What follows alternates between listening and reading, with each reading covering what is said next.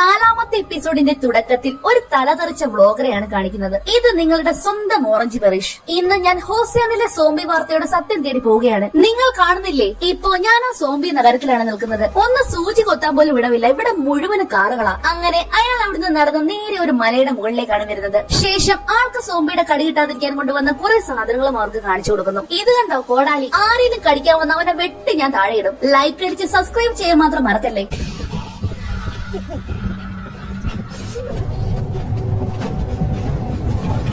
എന്തൊക്കെയായിരുന്നു മലപ്പുറം കത്തി, machine gun, അങ്ങനെ പവനായി ശവമായി. നാശം, ഇവമാർക്ക് ഒടുക്കത്തെ സ്പീഡാണല്ലോ. അടുത്ത ഷൂട്ടിൽ ചോങ്സോയുടെ അമ്മയാണ് കാണിക്കുന്നത്. അവരിപ്പോൾ നേരെ ചോങ്സോ പഠിക്കുന്ന സ്കൂളിലേക്കാണ് വരുന്നത്. അവിടെയാണെങ്കിലോ നിറയെ സോംബികളും. ആ സമയത്താണ് ഒരു ഹെലികോപ്റ്റർ അങ്ങോട്ടേക്ക് പറന്നു വരുന്നത്. അത് കണ്ടതും സോംബികളെല്ലാം അതിന്റെ പിറകെ വെച്ച് പിടിക്കാൻ തുടങ്ങി. സോംബികൾ പോയതും ചോങ്സോയുടെ അമ്മ മതിൽ ചാടി ഇപ്പുറത്ത് കിടക്കുന്നു. അന്നേരമോ ഗേറ്റിന്റെ അടുത്ത് നിറയെ സോംബികൾ. അപ്പോ ഇനി ഗേറ്റ് വഴി കയറാൻ പറ്റില്ല. അതുകൊണ്ട് തന്നെ അവര് മറ്റൊരു വഴി അകത്തേക്ക് കയറുന്നു. അന്നേരമായിരുന്നു സോംബിയായി മാറിയ ഹാൻസു അവിടെ നിൽക്കുന്നത് ആ അമ്മ കാണുന്നത്. പക്ഷേ അവനിപ്പോൾ ഒരു സോംബിയാണെന്ന് ആ അമ്മയ്ക്ക് അറിയത്തില്ലല്ലോ. ഹാൻസു, ഇത് ഞാനാ മോനെ. ഒരു സോംബിയെ മോനെ എന്ന് വിളിച്ചാൽ വല്ല രക്ഷയുണ്ടോ? അത് അതിന്റെ സ്വഭാവം തന്നെ കാണിക്കും. ഇവിടെയും അതുപോലെ തന്നെ ആ സോംബികളെല്ലാം ചേർന്ന് ആ അമ്മയെ കടിച്ചു കീറുകയാണ്. പക്ഷേ ഇതൊന്നും ചോങ്സു അറിയുന്നില്ലല്ലോ. ഹാൻസു സോംബിയായി മാറിയത് കൊണ്ട് തന്നെ അവനിപ്പോൾ ആകെ വിഷമത്തിലാണ്. ആ സമയത്താണ് മറ്റൊരു ഹെലികോപ്റ്റർ അങ്ങോട്ടേക്ക് വരുന്നത്. മൂന്നാമത്തെ എപ്പിസോഡിന്റെ അവസാനമായിട്ട് ഒരു ഹെലികോപ്റ്റർ വരുന്നതല്ലേ കാണിച്ചത്. അത് ഈ ഹെലികോപ്റ്റർ ആയിരുന്നു. പക്ഷേ അത് മറ്റെവിടേക്കാണ് പോകുന്നത്. പുറത്താർക്കും കുഴപ്പമൊന്നും കാണില്ലല്ലോ അല്ലേ?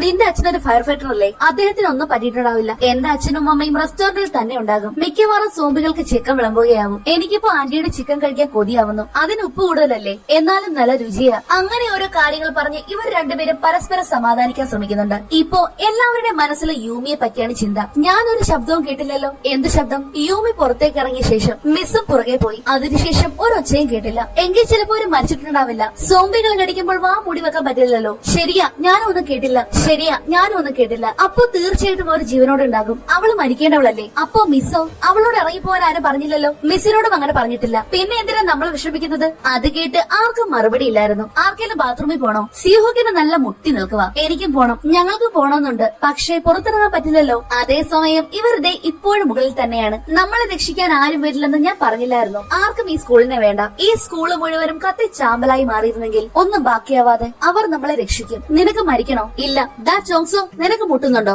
എനിക്കൊന്ന് മുള്ളിയാ മതി. അപ്പോ നിനക്കോ? എന്നോട് എന്തിനാ അതൊക്കെ ചോദിക്കുന്നേ? എന്തായാലും പുറത്തേക്ക് പോകാൻ പറ്റില്ലല്ലോ. എന്റെ കയ്യിലൊരു ഐഡിയ ഉണ്ട്. ആണുങ്ങളും പെണ്ണുങ്ങളും മാറി മാറി കാര്യം സാധിക്കണം. എവിടെ? ദാ ഇവിടെ. ഇവന് വട്ട. അപ്പോ എങ്ങനെ അപ്പിയിടും? അത് പിന്നെ പാൻറ് ഊരിയിട്ടത് ഇങ്ങനെ കയറി ജനലിൽ കൂടെ തിരിഞ്ഞിരിക്കണം. അപ്പോ എങ്ങനെ തുടയ്ക്കും? പരസ്പരം തുടച്ചു കൊടുക്കാം. ഇവന്റെ തലയ്ക്കെന്താ ഓളമാണോ? നമുക്ക് പിടിച്ചു നിൽക്കാം. ആ സമയത്താണ് ഓൻചോ തന്റെ അച്ഛൻ പഠിപ്പിച്ചു കൊടുത്ത ഒരു ഐഡിയ അവർക്ക് പറഞ്ഞു കൊടുക്കുന്നത്. എന്റെ അച്ഛൻ എനിക്ക് പറഞ്ഞു തന്നിട്ടുണ്ട്, നമ്മൾ ഒറ്റപ്പെട്ടു പോയാൽ കിടക്കാൻ പോകുന്നിടത്ത് നിന്നും കുറച്ച് മാറിയായിരിക്കണം ബാത്റൂം ഉണ്ടാക്കേണ്ടതെന്ന്. ഇവിടെ ഇപ്പോ എവിടെ ബാത്റൂം ഉണ്ടാക്കാനാ? ദേ അവിടെ. ബ്രോഡ്കാസ്റ്റിംഗ് റൂമായിരുന്നു അവൾ ഉദ്ദേശിച്ചത്. ലീഡറും നിങ്ങളും ആ ഗ്ലാസ് മൂടാനുള്ള എന്തെങ്കിലും കണ്ടെത്ത്. യൂറിന്റെ മോഷണമൊക്കെ വലിച്ചെടുക്കാൻ പറ്റുന്ന എന്തെങ്കിലും ഒന്ന് തപ്പിയെടുക്കണം. അങ്ങനെ അവർ ആ റൂമിൽ നിന്നും തങ്ങൾക്ക് ആവശ്യത്തിനുള്ള സകല സാധനങ്ങൾ തപ്പിയെടുക്കുന്നു. അടുത്ത ഷോട്ടിൽ ഓൻജോയുടെ അച്ഛനെയാണ് കാണിക്കുന്നത്. റെസ്ക്യൂ ചെയ്യാനുള്ള ഹെലികോപ്റ്റർ വരാൻ നാളെ രാവിലെ 11 മണിയാകും. ഇന്ന് രാത്രി ഇവിടെ കഴിഞ്ഞേ പറ്റൂ. ഞങ്ങളൊരു താൽക്കാലിക ബാത്റൂം ഉണ്ടാക്കാം. അങ്ങനെ ഓൻജോയുടെ അച്ഛനും ഇപ്പോഴത്തെ ആവശ്യത്തിന് വേണ്ടി ഒരു ബാത്റൂം അവിടെ സെറ്റ് ചെയ്യുകയാണ്. ഇത് നിങ്ങൾക്ക് ടോയ്ലറ്റ് ആയിട്ട് യൂസ് ചെയ്യാം. അതേസമയം തന്നെ ഇവിടെ ഇവര് ടോയ്ലറ്റിന്റെ പണിയിലാണ്.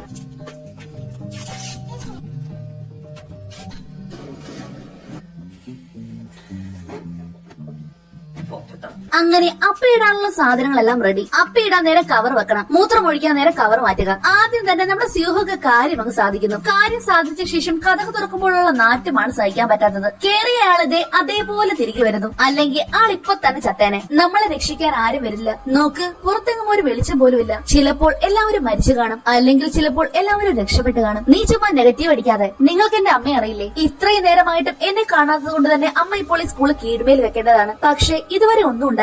ഇനി എന്താ ചെയ്യേണ്ടതെന്ന് ആലോചിക്കാം. അവര് വരുന്നത് വരെ നമുക്ക് കാത്തിരിക്കാം. ആരും വന്നില്ലെങ്കിലോ? രാത്രി ആയതുകൊണ്ടായിരിക്കും. രാവിലെ ഉറപ്പായിട്ടും ആരെങ്കിലും വരും. അടുത്ത ഷോട്ടിൽ ഓൻജോയുടെ അച്ഛനെയാണ് കാണിക്കുന്നത്. താൻ എന്തായി പറയുന്നത്? ഈ ആൾക്കാരെല്ലാം ഉപേക്ഷിച്ചിട്ട് താൻ പോകുവാണോ? ഇതുപോലൊരു ദുരന്ത സമയത്ത് ഒരു ഫയർ ഫൈറ്റർ പറയേണ്ട കാര്യങ്ങളാണോ ഇത്? ഞാൻ എന്ത് ശിക്ഷയും ഏറ്റെടുത്ത് വേണമെങ്കിൽ രാജിവെച്ചോളാം. പക്ഷേ എനിക്കിപ്പോൾ പോയേ പറ്റൂ. ഇത് നിങ്ങളുടെ മാത്രം കാര്യമല്ല. എന്റെ മോള് സ്കൂളിലാ. അവളെ വിളിച്ചിട്ടൊന്നും കിട്ടുന്നത് പോലുമില്ല. എനിക്ക് പോയേ പറ്റൂ. ദേ, ആ ചെറുപ്പക്കാരന്റെ വീട് അപ്പുറത്താണ്. അമ്മയെ രക്ഷിക്കാൻ വേണ്ടി പോകണമെന്ന് പറഞ്ഞാൽ ഞാൻ അവനെ വിടണോ? അവളുടെ വീട് അവിടെയാണ്, അവൾക്കൊരു ഭർത്താവും കുട്ടിയുമുണ്ട്. അവളെ പോകണമെന്ന് പറഞ്ഞാൽ എനിക്ക് വിടാൻ പറ്റുമോ? മരിച്ചാലും എനിക്ക് പോയേ പറ്റൂ. നിങ്ങളൊരു ഫയർ ഫൈറ്റർ ആണ്, ഞാനൊരു രാഷ്ട്രീയ പ്രവർത്തകയും. നമ്മളെ പോലുള്ളവർക്ക് ഏറ്റവും വിഷമമേറിയ സമയം ഏതാണെന്ന് അറിയാമോ? ഇതുപോലുള്ള സമയങ്ങൾ. കാരണം ഇപ്പോൾ നമുക്ക് വേണ്ടപ്പെട്ടവരെയല്ല, നമ്മളെ വേണ്ടവരെയാണ് നമ്മൾ രക്ഷിക്കേണ്ടത്. അടുത്ത ഷൂട്ടിൽ കാണിക്കുന്നത് ഗിന്നാമിനെയാണ്. ആൾ എങ്ങനെയൊക്കെയോ രക്ഷപ്പെട്ട് ഒരു വിധത്തിൽ പുറത്തേക്ക് ഇറങ്ങി വന്നിട്ടുണ്ട്. പക്ഷേ പുറത്ത് നിറയെ സോംബികളല്ലേ. ആ സമയത്താണ് ദൂരെ ഒരു സൈക്കിൾ ഇരിക്കുന്നത് അവൻ കാണുന്നത്. എങ്ങനെയും ആ സൈക്കിൾ തൂക്കണം അത് പറഞ്ഞ് ആള് പതിയെ മുന്നോട്ട് നടക്കുകയാണ്. പക്ഷേ സോംബികൾ അവനെ കയ്യോടെ പൊക്കുന്നു.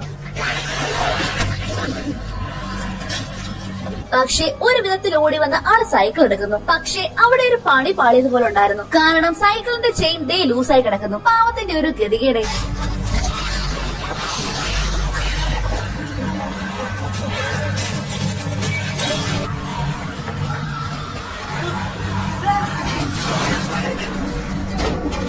അവൻ രക്ഷപ്പെടാൻ ചെയ്ത് കയറിയ റൂമാണെങ്കിലും അതിനകത്ത് നിറയെ സോംബികൾ. പക്ഷേ ആളൊരു പുപ്പലിയാണ് കേട്ടോ. അവന്റെ കയ്യിലുള്ള കത്തി വെച്ച് അവന്റെ അടുത്തേക്ക് വന്ന സകല സോംബികളുടെ കഥ അവൻ കഴിക്കുന്നു. ഇത്രയും നേരം സോംബികളുടെ കണ്ണിൽപ്പെടാതെ നമ്മുടെ പ്രിൻസിപ്പാളും അതിന്റെ കീഴിൽ ഒളിച്ചിരിപ്പുണ്ടായിരുന്നു. ദേ ഇവര് 3 പേരും ഇപ്പോഴും ബാത്റൂമിൽ തന്നെയാണ്. ബാത്റൂമിലായത് തന്നെ മഹാഭാഗ്യം. ഇല്ലേല് നമ്മുടെ സ്യൂഹക്കിനൊക്കെ പോലെ പെട്ടുപോയേനെ. രാത്രിയായില്ലേ, നമുക്ക് പുറത്തേക്ക് പോകാം. രാത്രിയിൽ ഒന്നും കാണാൻ പറ്റില്ല. സോംബികൾ വന്നാൽ എങ്ങനെ അറിയും? എങ്കിൽ നീ എന്റെ കൂടെ വാ. മിണ്ടാതെ എവിടെയാണ് ഇരിക്കടി. ഇവള് അതും പറഞ്ഞ് 2 പേരും കൂടി അവിടെ അടിയാകുന്നു.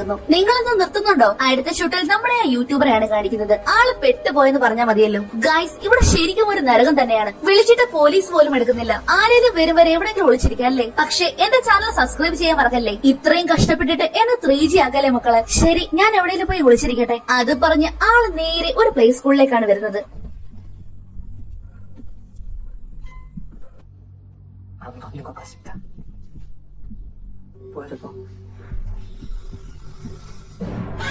അതിനകത്ത് നിറയെ കുട്ടി സോപ്പുകളായിരുന്നു.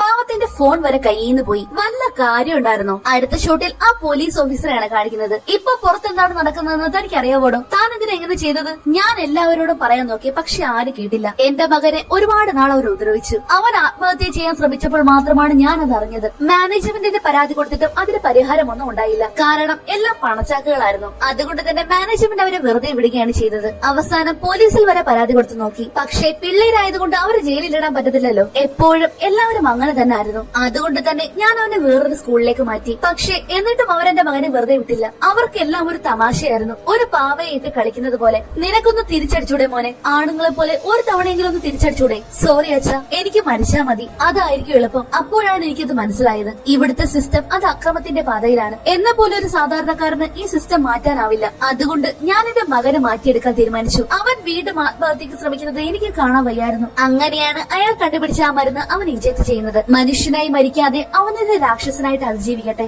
ആ രാക്ഷസൻ എല്ലാവരെയും കൊല്ലുമെന്ന് തനിക്കറിയില്ലായിരുന്നു. എല്ലാവരും ചത്താൽ എനിക്കെന്താ? അവരെല്ലാവരും ഇതിന് കൂട്ടുനിന്നവരാ. ദാ വട്ടം തെണ്ടി പിള്ളേരല്ലേ. അവർ അടികൂടുന്നതും ഉപദ്രവിക്കുന്നതുമെല്ലാം സ്വാഭാവികമല്ലേ? താനാണ് ഇവിടെ നരകമാക്കിയത്. എന്തിനാണ് മരിക്കുന്നതെന്ന് പോലും അറിയാത്ത ആ പാവങ്ങളെല്ലാം എന്ത് പിഴച്ചു? ഇതുപോലെ എല്ലാവരെയും കൊല്ലേണ്ടതുണ്ടോ? ആ ചോദ്യത്തിന് അയാൾക്ക് ഉത്തരമില്ലാതായി പോകുന്നു. ഇതിനുള്ള മരുന്ന് എവിടെയാ? എന്തെങ്കിലും ഒരു ചികിത്സ ഉണ്ടാവണമല്ലോ. ഇല്ല, അയാൾ പിന്നെ എന്ത് ചോദിക്കാനാ? വാ, ഇവിടുന്ന് മാറാൻ ഉത്തരവുണ്ട്. അതേസമയം ഇവിടെ പോലീസ് സ്റ്റേഷന്റെ പുറത്തേക്കും കൂട്ടത്തോടെ സോംബികൾ വരാൻ തുടങ്ങി. പിന്നെ പറയണ്ടല്ലോ, പോലീസ് സ്റ്റേഷനകത്തും കടിയോട് കടിയായിരുന്നു. ഇവിടെ ആ പോലീസുകാരനും അതിനോട് പൊരുതുകയാണ്. ഇതെല്ലാം ആ പ്രൊഫസറും കാണുന്നുണ്ടായിരുന്നു. ഇതെല്ലാം കണ്ടതും അയാൾക്ക് തന്റെ മകന്റെ അവസ്ഥയാണ് ഓർമ്മ വരുന്നത്. ആ സമയത്തായിരുന്നു ഒരു സോംബി പോലീസുകാരന്റെ പിറകിൽ കൂടി അങ്ങനെ കടിക്കാനായിട്ട് പോയത്. ഇത് കണ്ട പ്രൊഫസർ പെട്ടെന്ന് ഓടി വന്ന് ആ സോംബിയെ കയറി പിടിച്ചു മാറ്റുന്നു. പക്ഷേ അയാൾക്കും ആ സോംബിയുടെ കടിയേറ്റു. ആ പോലീസുകാരൻ പെട്ടെന്ന് ഓടി വന്ന് ആ സോംബിയെ പിടിച്ചു മാറ്റുന്നു. ശേഷം പ്രൊഫസറെയും കൊണ്ട് അവിടുന്ന് ഓടി രക്ഷപ്പെടാനാണ് നോക്കുന്നത്. പക്ഷേ അയാൾ അതിന് സമ്മതിക്കുന്നില്ല. എന്റെ ലാപ്ടോപ്പ് സ്കൂളിലെ സയൻസ് ലാബിലുണ്ട്. ഇതിനെല്ലാമുള്ള പരിഹാരവും അതിലുണ്ട്. അതാണ് ഏക പോംവഴി. അപ്പോഴേക്കും ആ സോംബികളും അങ്ങോട്ടേക്ക് ഓടി വരുന്നു. അതെല്ലാം കൂടി വന്ന് ആ പ്രൊഫസറെ കടിച്ച് ശരിയാക്കുന്നുണ്ട്.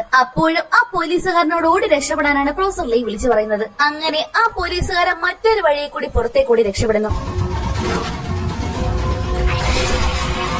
ചെന്ന് ചാടിക്കൊടുത്തതോ നേരെ സോംബിയുടെ മുന്നിൽ. ജസ്റ്റ് മിസ്സിനാണ് പുള്ളിക്കാരൻ രക്ഷപ്പെട്ടത്. പക്ഷേ ആ പോലീസ് സ്റ്റേഷൻ മുഴുവനും അപ്പോഴേക്കും ഒരു സോംബി പറമ്പായി മാറിയിരുന്നു.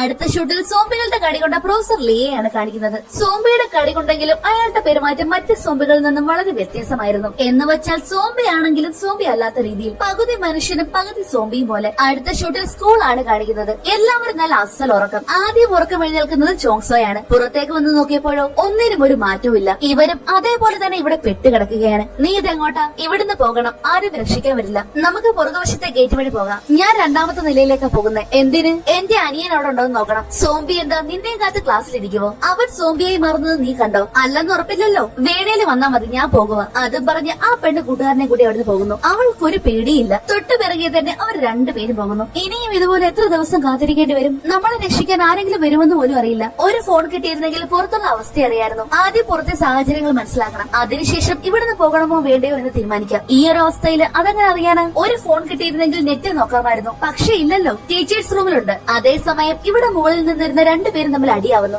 എന്നിട്ട് നീ ഇപ്പോഴാണ് എന്നോട് പറയുന്നത്? ഇനിയിപ്പോ എന്താ ചെയ്യുക? അടുത്ത ഷോട്ടിൽ എന്താണ് കാര്യമെന്നാണ് കാണിക്കുന്നത്. അന്ന് ഇവർ രണ്ടുപേരെയും റാഗ് ചെയ്ത ദിവസം നാളെ രാവിലെ കൃത്യം 9 മണിയാകുമ്പോൾ ഞാൻ ആ വീഡിയോ ഫേസ്ബുക്കിൽ അപ്ലോഡ് ചെയ്യും. അതും പറഞ്ഞ് അവൻ ആ വീഡിയോ പിറ്റേന്ന് രാവിലെ 9 മണിക്കത്തേക്ക് ഫേസ്ബുക്കിൽ ഷെഡ്യൂൾ ചെയ്തിടുന്നു. 9 മണിക്ക് മുമ്പ് കാശ് കൊണ്ടുവരണം. ഇല്ലെങ്കിൽ ഈ പോസ്റ്റ് ഓട്ടോമാറ്റിക്കായിട്ട് അപ്ലോഡ് ആകും. ആ പൈസ ഞാൻ കൊടുത്തേനെ. പക്ഷേ സോംബികൾ കാരണം ഒന്നും നടന്നില്ല. ഇപ്പൊ 9 മണി കഴിഞ്ഞു കാണില്ലേ? ഇല്ല, 9 മണിയായി കാണില്ല. അതങ്ങാണ് നെറ്റിൽ വന്നാൽ ഞാൻ പിന്നെ ജീവിച്ചിരിക്കില്ല. അത് പറഞ്ഞ് ഫോൺ എടുക്കാൻ വേണ്ടി അവൾ താഴേക്ക് പോകാൻ നോക്കുകയാണ്. നിനക്ക് വട്ടാണോ? നീ എന്റെ കൂടെ വരുന്നോ? ഇപ്പൊ പോയാലും നമ്മളെ രണ്ടുപേര് ചാവും. അപ്പോ ഇതാണ് നീ. നിനക്ക് മരിക്കാനോ ജീവിക്കാനുള്ള ധൈര്യമില്ല. നീ വെറും പേടിത്തൊണ്ടനാ. അത് പറഞ്ഞ് അവൾ അകത്തേക്ക് കയറി പോകുന്നു. എങ്കിലും അവൻ കൂടെ വരുമെന്ന് അവൾക്കൊരു ചെറിയ പ്രതീക്ഷ ഉണ്ടായിരുന്നു. എന്നാൽ അവനാണെങ്കിൽ അവിടെ കഥ കടച്ച് സേഫായി ഇരിക്കുക മാത്രമാണ് ചെയ്തത്. അതേസമയം നമ്മുടെ ചോങ്സാൻ ടീച്ചേഴ്സ് റൂമിലേക്ക് പോകാനുള്ള പുറപ്പാടിലാണ്. അവിടെ എത്താൻ പറ്റിയില്ലെങ്കിൽ ഞാൻ തീർച്ചയായിട്ടും തിരികെ വരും. വിഷമിക്കണ്ട, എനിക്ക് സങ്കടമൊന്നുമില്ല. അല്ലേലും എന്നെ ഓർത്ത് നീ എന്തിനാ സങ്കടപ്പെടുന്നത്? അത് പറഞ്ഞ് അവൻ അവിടുന്ന് പോകുന്നു. തൊട്ടു പിറകെ തന്നെ അവനോടൊപ്പം സ്യൂഹോക്കും പോകുന്നു. അങ്ങനെ രണ്ടുപേരും കൂടി ഷെയ്ഡ് വഴി നടക്കുകയാണ്. നീ എന്തിനാ എപ്പോഴും എന്റെ പുറകെ വരുന്നത്?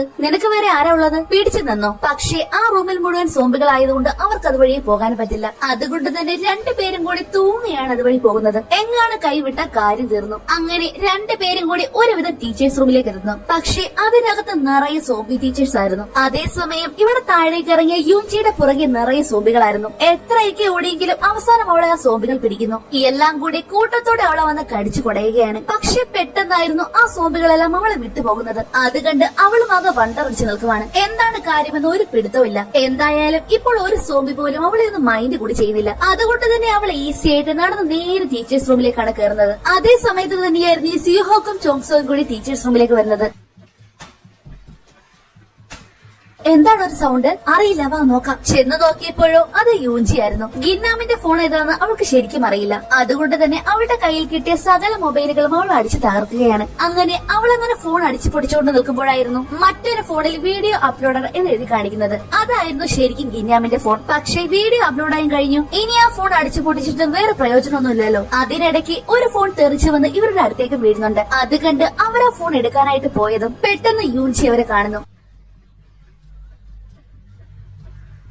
ഫോൺ ഇങ്ങ് താടാ മാറി. അത് പറഞ്ഞ് അവൾ നേരെ അവരുടെ അടുത്തേക്ക് പാഞ്ഞെടുക്കുകയാണ്. അപ്പോഴേക്കും ശബ്ദം കേട്ട് മറ്റുള്ള സോംബികളും കൂടി അങ്ങോട്ടേക്ക് വരുന്നു. എന്തായാലും ഫോൺ കിട്ടിയില്ലേ? എങ്കിൽ പിന്നെ ഓടി രക്ഷപ്പെട്ടേക്കാമെന്ന് കരുതിയപ്പോഴാണ് അടുത്ത ഗുരു. അതെന്താണെന്ന് വെച്ചാൽ ഇപ്പോൾ അടുത്ത ഫോണിന്റെ ഡിസ്പ്ലേ പോയിരിക്കുന്നു. അതുകൊണ്ട് തന്നെ ചോങ്സോ മറ്റൊരു ഫോൺ എടുക്കാനായിട്ട് തിരികെ വരുന്നു. മാത്രമല്ല അവനൊരു ഫോൺ കിട്ടുകയും ചെയ്യുന്നു. നീ പൊക്കോ, ഞാൻ വന്നോളാം. അത് പറഞ്ഞ് ചോങ്സോ ഫ്രണ്ടിലുള്ള ഡോർ വഴി പുറത്തേക്ക് ഇറങ്ങി ഓടുന്നു. അടുത്ത ഷൂട്ടിൽ ഗിന്യാമിനെയാണ് കാണിക്കുന്നത്. അവന്റെ അടുത്തേക്ക് ഒളിച്ചിരിക്കുക എന്ന പ്രിൻസിപ്പൾ വരുന്നു. ഇന്ന എന്റെ കാറ് പാർക്കിങ്ങിലുണ്ട്, നീ പോയി അത് എടുത്തിട്ട് വാ. ഞാനോ? എനിക്കെങ്ങ് വയ്യ. ഡാ പ്രിൻസിപ്പൾ പറയുന്നത് കേൾക്കടാ, എനിക്ക് വയ്യെന്ന് പറഞ്ഞില്ലേ? അത് പറഞ്ഞ് ഗിന്നാം അവിടെ ഇരുന്ന കത്തിയിലേക്ക് നോക്കിയതും പെട്ടെന്ന് ആ പ്രിൻസിപ്പൾ കത്തി മേടിച്ചെടുക്കുന്നു. തന്നോട് വിടാനല്ലേടെ പറഞ്ഞേ? താനും എന്റെ കൂടെ കാർ എടുക്കാൻ വാ. നിനക്ക് എന്തിന്റെ കേടാടാ, ഒന്ന് പോയെ. അടുത്ത ഷൂട്ടിൽ ഓഞ്ചോയുടെ അച്ഛനെയാണ് കാണിക്കുന്നത്. 11 മണിയാകുമ്പോൾ റെസ്ക്യൂ ടീം വരുമെന്നല്ലേ പറഞ്ഞേക്കുന്നത്. അപ്പോഴേക്കും എങ്ങനെയെങ്കിലും റൂഫ് ടോപ്പിൽ എത്തണം. അതിനുള്ള തയ്യാറെടുപ്പിലാണ് എല്ലാവരും. നമ്മൾ പരിശീലിച്ചതുപോലെ തന്നെ എല്ലാം ചെയ്യുക. അങ്ങനെ പറഞ്ഞതുപോലെ തന്നെ എല്ലാവരും പുറത്തേക്ക് പോകുന്നു. അവിടെ നിറയെ സൂബികളുടെ ഒരു ബഹളം തന്നെയായിരുന്നു.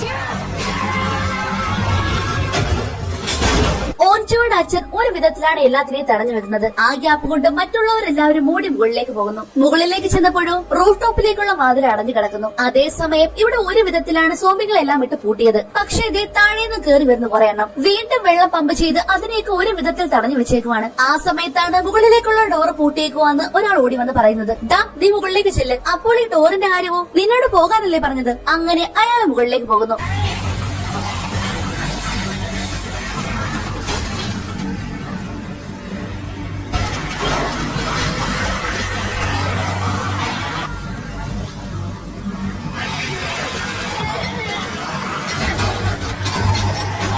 ഇവിടെ ഓഞ്ചിയുടെ അച്ഛൻ സോംബികളെ തടഞ്ഞു വെച്ചിരിക്കുന്ന സമയം കൊണ്ട് അവിടെ അവർ ലോക്ക് അടിക്കുന്നു. അങ്ങനെ എല്ലാവരും റൂഫ് ടോപ്പിലേക്ക് പോവുകയാണ്. ആ സമയത്താണ് ഓഞ്ചിയുടെ അച്ഛനും അങ്ങോട്ടേക്ക് വരുന്നത്.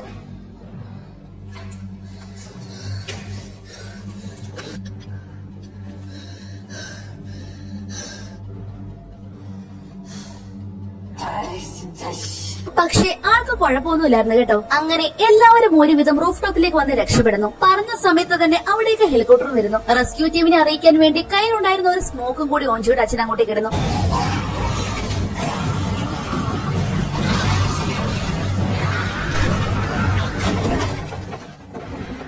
നീ എന്തായി ചെയ്യുന്നേ? വന്നൊന്ന് കെട്ടാൻ സഹായിക്കടാ. നീ തീർന്നടാ, നിന്നെ ഡിസ്മിസ് ചെയ്തിരിക്കുന്നു. അത് കേട്ടതും അവൻ കത്തിയെടുത്ത് പ്രിൻസിപ്പളിന്റെ കഴുത്തിലേക്ക് വെക്കുന്നു. ഇനിയാം വേണ്ട. എന്ത് വേണ്ടെന്ന്? ഇയാൾ എന്നെ കൊല്ലാൻ നോക്കി. അത് കേട്ട് അവൻ പെട്ടെന്ന് തന്റെ കയ്യിലുള്ള ഫോൺ എടുത്ത് അത് മുഴുവൻ റെക്കോർഡ് ചെയ്യുന്നു. സാറിനെ വിട്, അല്ലെങ്കിൽ ഞാൻ ഇത് പോലീസുകാർക്ക് അയച്ചു കൊടുക്കും. നിന്നെയും ഞാൻ കൊല്ലുമട നാറി. ഇപ്പോൾ ഞാനാണ് ഈ സ്കൂളിന്റെ ഹെഡ് ബോസ്. കുന്തമാണ്. എല്ലാവരെയും ഉപദ്രവിച്ച് വെറുപ്പിച്ച് നടക്കുന്ന നീ വെറും ഒരു തോൽവിയാണ്. അത് കേട്ടതും അവന് നല്ല ദേഷ്യം വരുന്നു. ഒന്നുകൂടി പറയടാ. എടാ വട്ടം തെണ്ടി, ഇപ്പോഴും ഞാനൊരു തോൽവിയാണോ? അത് പറഞ്ഞ് അവൻ ചോങ്സോയെ കൊല്ലാൻ നോക്കുകയാണ്.